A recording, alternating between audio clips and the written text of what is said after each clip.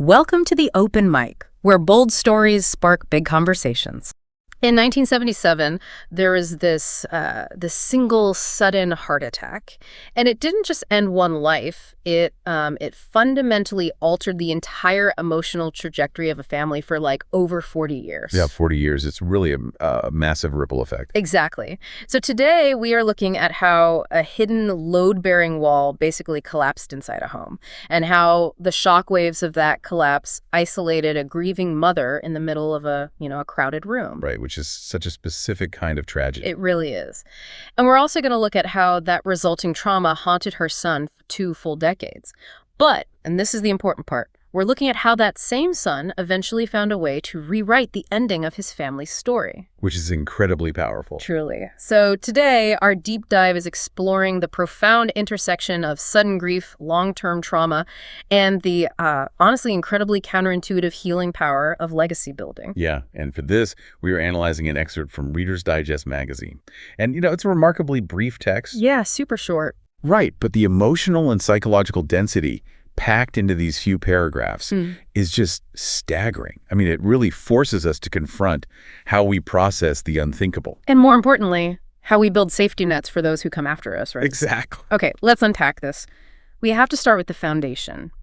Because to truly understand the magnitude of Aaron's later actions, you have to understand, the height of the mountain before the impact crater was formed. That's a great way to put it. You need the baseline. Right. So Aaron paints this picture of his childhood that is just incredibly kinetic. He says he was always very close to his parents, and they filled his life with these wonderful experiences. Yeah, and he doesn't just say they were happy. He gives these deeply physical examples. Yeah, like his mother taught him how to play the piano. She taught him how to ride horses from a really young age.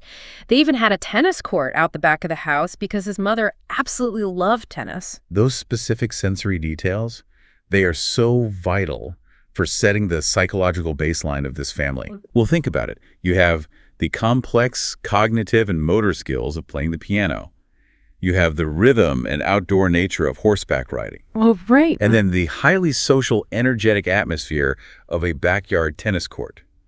This is a family characterized by constant engagement. I mean, they are deeply connected to the physical world and, crucially, to each other. Yeah, the mother is not just this passive figure in the background. Not at all. She's a vibrant, engaged teacher. She's a central participant in the rhythm of his life. The whole home is just this ecosystem of activity. It sounds like an ecosystem that is just vibrating with life. You can almost hear it, the metronome, the horses, the tennis balls hitting the rackets. Exactly. And then you hit 1977. Aaron writes this one sentence. But in 1977, Dad died of a sudden heart attack. Followed immediately by this heavy, definitive sentence, everything changed after that. Yeah, and the operative word there is sudden. Because it's different from a long illness. Oh, vastly different. From a neurobiological perspective, there is a massive gulf between anticipated loss and sudden loss. How does the brain handle them differently?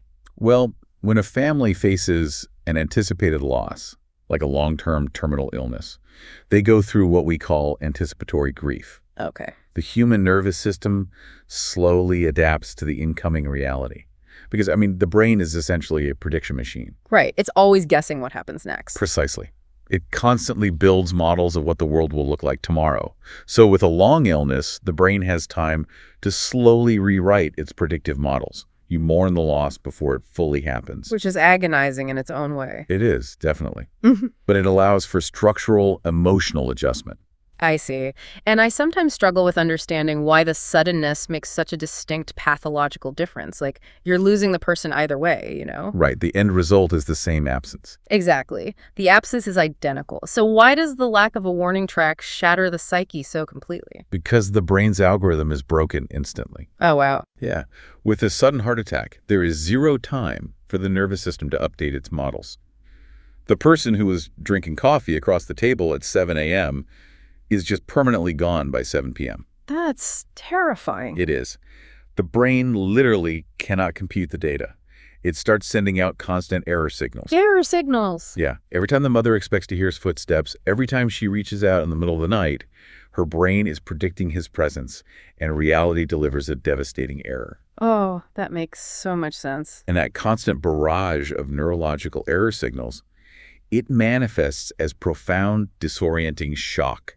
It shatters the foundational assumption of safety and predictability that we all rely on just to, function in the everyday world. It really makes me think of a building losing a hidden load-bearing wall. Oh, that's a perfect analogy. Like if you were walking down the street and you look at a house the day before an earthquake, it looks beautiful. Right. And the day after the sudden loss, from the outside, the house might look the exact same. The paint isn't chipped, the roof is still on, the tennis court is still right there in the backyard. But the inside is destroyed. Exactly. The internal structural integrity vanished the second that heart attack happened. The whole thing is just waiting to collapse under its own weight. If we connect this to the bigger picture, that structural analogy captures the mother's reality perfectly.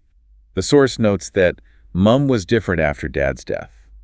She became sad and incredibly lonely. Which is to be expected, right? Of course. The load-bearing pillar of her partnership, her co-pilot in this vibrant, kinetic life, just ripped away. Yeah. The house is still standing, Erin is still living there with her, but the physics of her emotional world have fundamentally changed.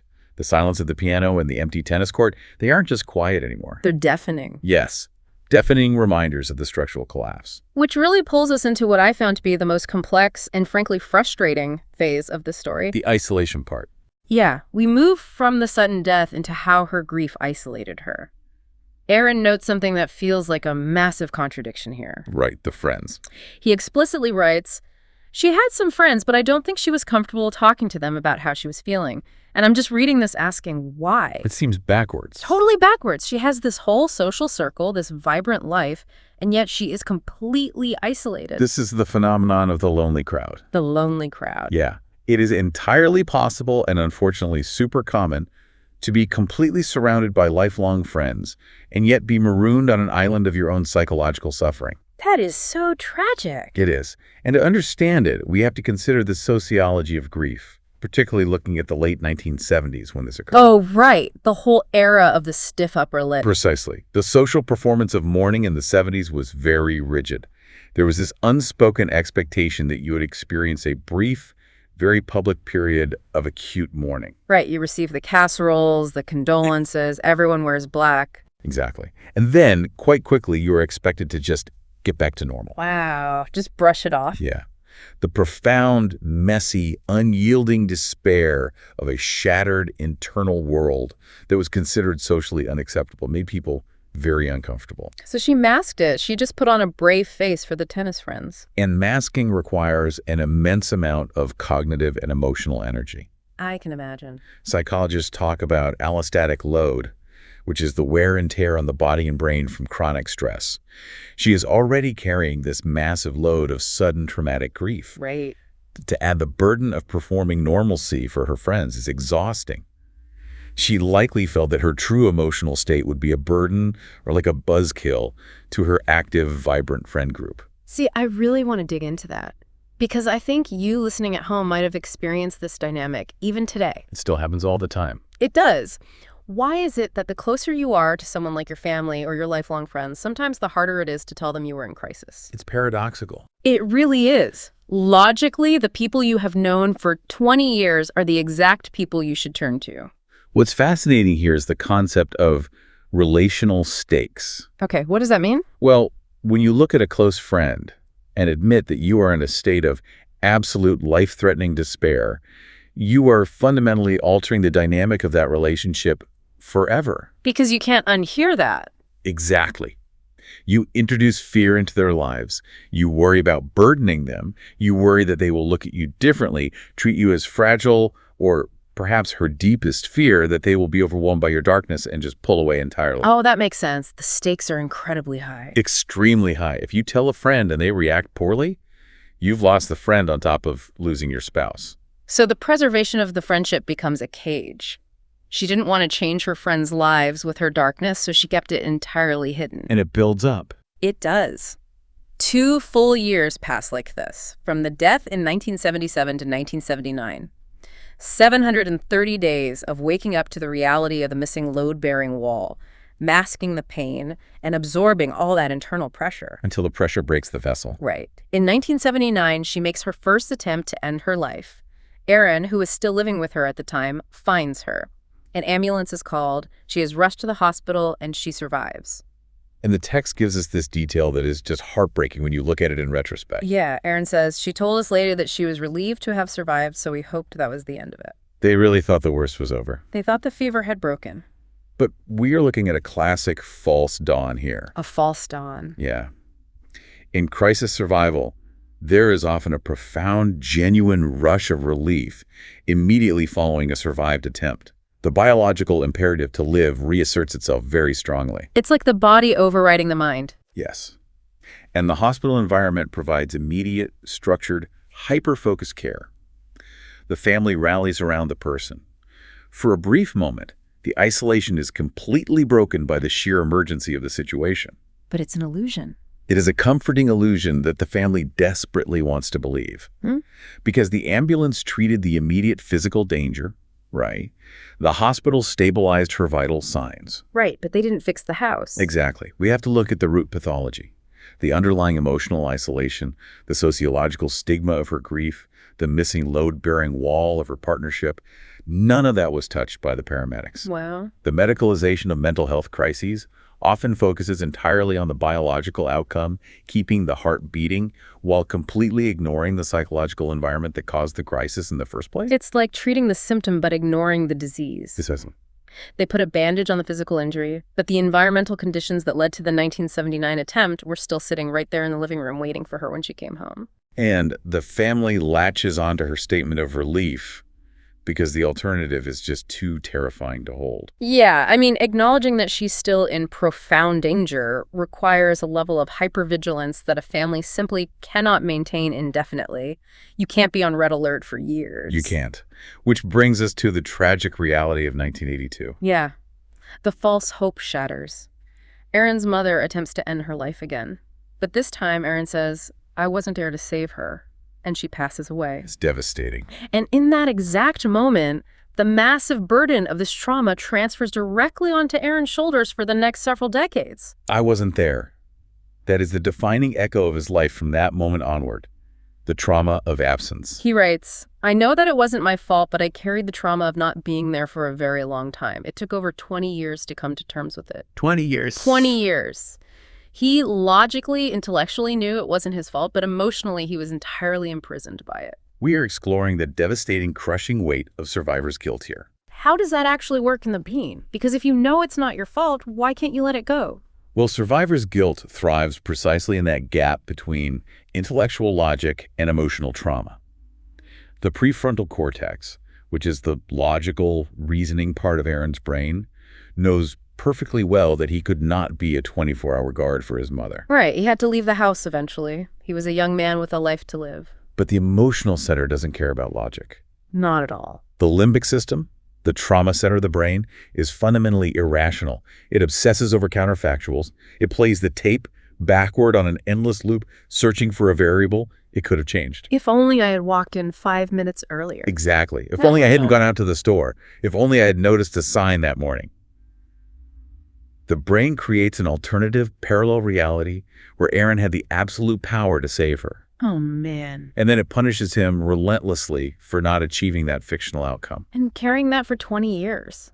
I mean, think about the sheer duration of that suffering. That is an entire generation of time. It is. That is a person's 20s and 30s, or 30s and 40s, entirely shadowed by a ghost. Every milestone, every quiet moment interrupted by the thought, I wasn't there. But he does process it eventually. He does. As Erin painstakingly processes this over those 2 decades, he arrives at a very specific, very firm conviction. Yes, he does. He states clearly in the text that he is convinced his mother would still be alive today if she had been able to connect with a service like Lifeline. This is a crucial pivot in Erin's narrative. Yeah. He moves from being consumed by the anatomy of the trauma to focusing on the anatomy of the solution. Right. And Lifeline, as the source outlines, is this national charity in Australia that provides access to 24-hour crisis support and suicide prevention services. Their foundational operating belief is so powerful that through connection, hope can be found. But wait, let's look at this critically for a second. His mother had friends. Yes, the tennis group. Right. She had a son living with her. Why does Erin believe that a total stranger on a telephone line would have saved her when her own tight-knit social circle couldn't? Because the stranger on the telephone solves the exact sociological problem we analyzed earlier. The high relational stakes. Exactly. The high relational stakes of the lonely crowd. Lifeline provides the power of the anonymous ear. Oh, wow. It completely removes the fear of burdening your loved ones. It strips away the fear of social judgment. Because they don't know you. Right. When you call a crisis line, you are not looking into the eyes of a woman you play tennis with, terrified that she will judge you or pity you. You're just speaking into the darkness. Yes. You are speaking into the darkness to a trained, compassionate voice who has absolutely no preconceived notions about your life. Here's where it gets really interesting to me. I kind of think of it as a psychological emergency room. I like that. Like, if you physically break your femur on the tennis court... You don't turn to your tennis partner and ask them to perform complex orthopedic surgery. No, of course not. You wouldn't expect them to know how to set the bone, manage the blood loss, or administer anesthesia. You go to the professionals who are built, equipped, and trained for the crisis. Right. So why, historically, did we expect untrained friends and family members to handle profound, life-threatening psychological fractures? That analogy cuts right to the core of the issue. For decades, mental health crises were treated as private, domestic issues. Keep it in the house. Keep it in the house, exactly. It was something you were supposed to sort out quietly behind closed doors, relying entirely on the amateur support of your immediate family. Which is just an impossible burden. It is. But Lifeline's core philosophy that no one should face their toughest moments alone, it externalizes that care. It acknowledges that when a psychological bone breaks, when the structural integrity of a mind collapses, you need a psychological ER. And you need it to be 24 hours. Yeah. Because trauma doesn't clock out at 5 p.m. Definitely not. The darkest thoughts usually arrive at 2 a.m. when the house is totally silent and the distractions are gone. The anonymity also allows for complete honesty. The mother could have told a Lifeline responder the absolute unvarnished truth about her despair without the fear of ruining a friendship. Because the responder's only job is to listen. Right. Their sole purpose in that moment is to hold her pain, de-escalate the immediate danger, and provide a bridge to the next morning. It directly answers the isolation she suffered from between 1977 and 1982. It really does. Aaron recognized that his mother didn't lack people. She lacked a safe vessel for her truth. And realizing that is what ultimately allows Aaron to rewrite the ending of his family's story. Yes. We've gone deep into the 20-year shadow of his trauma, but now the source pivots to his active, empowering response. He decides to transform his decades of pain into a tangible lifeline for others. Which is such a profound shift. It is. Driven by that unshakable belief that Lifeline could have saved his mom, he tells us he started donating to them many years ago. But more recently, he took a massive step. He decided to leave a gift in his will to support future generations. He is moving from being a passive victim of a tragedy to an active architect of a legacy. I love that phrasing, architect of a legacy. Well, he is. He is reaching back into the past, taking the utter helplessness he felt in 1982 when he wasn't there. And he is converting it into a mechanism that ensures someone will be there for the next person in crisis. But the way he describes the actual process of doing this is what surprised me the most. Why is that? Well, he calls the act of writing the will simple. He mentions there was a bit of back and forth with his wife to work out the details and assign the proportions of the estate, but crucially, he says doing this brought massive relief, knowing their wishes would be met without making life difficult for their loved ones. Right. And his direct advice to anyone considering it is to just do it. We really need to deconstruct the psychology of will writing here. Because historically, societally, we view writing a will as a morbid, depressing chore. Oh, absolutely. It's perceived as a preparation for death, something you do grimly, perhaps in the twilight of your life, acknowledging that the end is near. Yeah, no one wants to do it. But Aaron's experience fundamentally challenges that narrative. For him, writing the will was not a preparation for his death. It was a profound psychological intervention for his life right now. Hold on, though. I really want to challenge this idea of it being a massive relief. Okay, let's hear it. Realistically, isn't writing a will incredibly depressing? I know smart, responsible people who procrastinate on this for decades because it feels like inviting the Grim Reaper into your living room to measure the drapes. Yeah, it's a vivid image. But it's true. How does staring death in the face and dividing up your bank accounts actually help your trauma right now? This raises an important question about agency, control, and trauma recovery. Think about what Aaron actually suffered, the ultimate catastrophic loss of control. Right. He couldn't stop any of it. A sudden heart attack that he couldn't predict. A sudden suicide that he couldn't stop. His entire life trajectory was dictated by chaotic, uncontrollable losses. Okay, I see where you're going with this. By sitting down with his wife, by legally and administratively assigning proportions of his estate, he is asserting definitive, undeniable control over the future. He is deciding exactly what happens. It's the antidote to helplessness. Exactly. The administrative act of taking control is a healing counterbalance to the utter helplessness of his past. He is taking the chaos of 1982 and binding it with legal structure. He is ensuring that his resources will be deployed exactly as he sees fit. The phrase assigning proportions sounds so dry and clinical on the surface. It does. But in this context, it's deeply emotional. He is taking his life's work, the tangible assets he has built over decades, and carving them up to act as a shield for others. A shield, yeah. And I love the familial aspect of it, too. He mentions the back and forth with my wife. It shows that this isn't some isolating, morbid task done in a Duke room. It's a shared project. They are solidifying their mutual values. They are co-authoring the future. Leaving a charitable gift in a will allows an individual to project their deepest values into a timeline they won't even be alive to experience. That's amazing to think about. It is the ultimate expression of hope.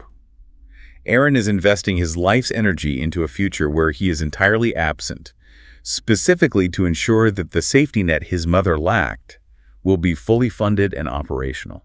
He is building the load-bearing wall for someone else's house. Exact. And his advice to just do it naturally brings us to the final piece of the source material. The practical application. Right. The text transitions from Aaron's personal narrative to a broader societal initiative, showing the listener exactly how the logistics of legacy building have evolved to make just doing it incredibly accessible. Because let's be honest, the structural barriers to estate planning have historically been incredibly high. Which is a massive reason why people avoid it. Definitely. The history of estate law is essentially a history of exclusivity and friction. For generations, creating a will was an intimidating, rigid, and expensive process. You had to find a specialized lawyer. Right. You book an appointment during working hours, sit in an intimidating oak-paneled office, pay a hefty retainer fee, and draft a document that felt like it was carved in stone. Right. And if you had another child, or bought a new house, or adopted a dog, or simply changed your mind about a charity you wanted to support, you had to go back to the lawyer and go through the friction and the cost all over again. The system was designed to be static, but human lives are dynamic. And that friction leads to procrastination, which leads to people dying intestate. Which means dying without a will. Yes. And when that happens, the family is thrown into the incredibly complex, public, and stressful legal process of probate, trying to prove the distribution of assets while simultaneously dealing with acute grief. It just compounds the trauma. It does. It makes everything so much worse. Which is exactly what Aaron said he wanted to avoid. He specifically noted that he wanted to ensure his wishes were met without making life difficult for my loved ones. He didn't want to leave them a bureaucratic nightmare. A final act of care. Exactly. So the source highlights an initiative called Include a Charity Week, which runs from September 1st through the 7th. And it spotlights a partnership between Lifeline Australia and an online service called Gathered Here. Gathered Here represents a massive democratization of estate planning. The source notes they provide end-of-life services, including probate assistance, funeral planning, and online wills. Which is a huge shift from the oak-paneled offices. Absolutely. Oh. Crucially, the will writing process has been reviewed and vetted by their in-house legal team of highly experienced wills and estate lawyers. And the most striking detail in the text is that Gathered Here is offering a free online will, and it comes with unlimited updates for life. That's the game changer right there. You can start, complete, and update your bespoke will anytime, anywhere. That phrase, unlimited updates for life, fundamentally changes the psychological relationship we have with estate planning. It removes the pressure of permanence. You don't have to perfectly predict your financial and familial situation 30 years from now.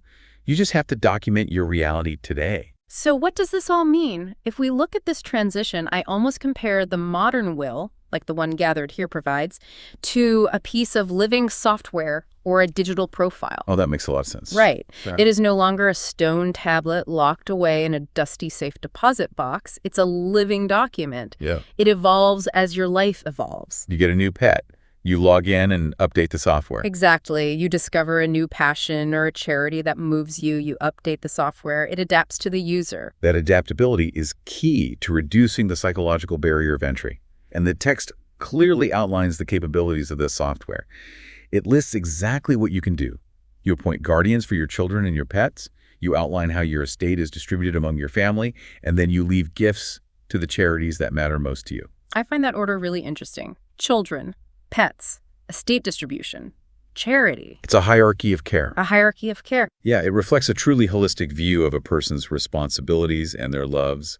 It acknowledges the primal instinct that you must secure your immediate circle first, your children, your dependents, the animals that rely on you. Right, oxygen mask on yourself and your kids first. Exactly. And once that immediate circle is legally and financially secure, your capacity to care can extend outward to the broader society. Which proves that charitable giving in a will isn't about taking away from your family. Not at all. It's about what you do with the surplus of your legacy once your family is safe. And the ultimate goal remains the same, as the text beautifully and simply states.